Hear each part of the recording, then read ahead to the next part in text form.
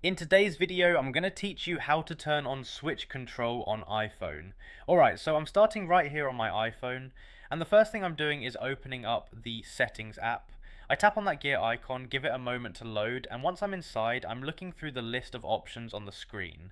From here, I scroll down until I see Accessibility, and once I find it, I tap on it to go inside.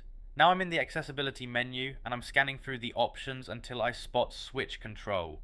When I see it, I tap on switch control and that takes me straight into the settings page for it.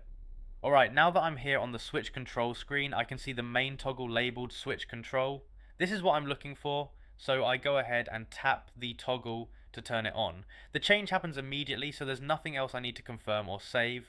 Once that's done, I pause here for a moment just to make sure the toggle stayed enabled and everything looks right. If I ever want to turn it back off, I can just tap that same toggle again, so it's very easy to adjust whenever needed.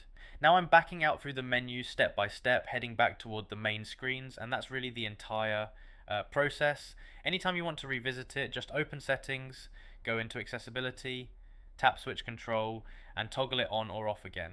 If I leave it enabled, I'll usually spend a moment navigating around just to feel comfortable with the change before moving on. It's simple to return here later and adjust it again if I decide I want something different. And that's all there is to it. You've now turned on switch control on your iPhone, and once you've gone through it once, it becomes quick and easy to find and change whenever you need.